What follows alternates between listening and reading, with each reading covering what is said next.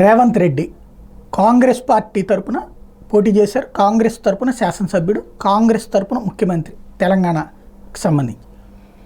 ఇప్పుడు ఆయన ఇవాళ ప్రధానమంత్రి నరేంద్ర మోడీ అలాగే కేంద్ర హోంమంత్రి అమిత్ షాని కలవబోతున్నారు. ఇంతకుముందు కూడా చాలాసార్లు ప్రస్తావించారు. జగన్మోహన్ రెడ్డి ఇదివరకు ఢిల్లీ వెళ్తుంటే లేదా అంతకుముందు చంద్రబాబు గారు వెళ్ళినప్పుడైనా ఈ చర్చ పద్దాక తీసుకొస్తుండేవాళ్ళు. సరే, తెలుగుదేశం అంటే అప్పుడు కూటమిలో ఉంది వేరు, కానీ జగన్మోహన్ రెడ్డి కూటమిలో లేరు కదా అన్నటువంటి. నరేంద్ర మోడీ అమిత్ షాలు మా వాళ్ళైతే మాట్లాడతాం, మా వాళ్ళు కాకపోతే తొక్కేస్తాం, పక్కన పెడతాం, మా వాళ్ళైతే నిధులు ఇస్తాం, మా వాళ్ళు కాకపోతే నిధులు ఇవ్వం అన్నటువంటి సంకేతం ఎప్పుడూ ఇవ్వాల. వాళ్ళు చాలా స్పష్టంగా ఉన్నారు.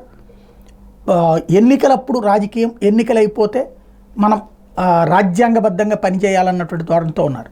దానికి సజీవ సాక్ష్యమే మమతా బెనర్జీతో కూర్చున్నా, నవీన్ పట్నాయక్తో కూర్చున్నా, స్టాలిన్తో కూర్చున్నా, ఎవరిని కూడా ఏమాత్రం ఇబ్బంది కూడా పెట్టరు. చాలా బాధ్యతాయుతంగా రిసీవ్ చేసుకుంటారు. ఓ ప్రధానమంత్రి ముఖ్యమంత్రి హోదాలోనే ఉంటారు. అది మరొకసారి నిరూపితమైంది రేవంత్తో భేటీ అన్నటువంటి. ఇక్కడే గుర్తుపెట్టుకోవాల్సింది ఏంటంటే ఆ స్ఫూర్తి గ్రౌండ్ లెవెల్లో ఉండాలి. విపక్ష ఎమ్మెల్యేలకి వాల్యూ ఇవ్వాలి, విపక్షానికి సంబంధించినటువంటి నాయకులని కూడా కలుపుకు వెళ్ళేటటువంటి ధోరణి రాష్ట్రాల్లో కూడా వస్తాయి. ఎందుకంటే వాళ్ళు ఆ సంకేతం ఇస్తున్నారు. వీళ్ళు కూడా అలా చేయగలిగితే అప్పుడు ప్రజాస్వామ్య స్ఫూర్తి పరిడవిల్లుతుంది.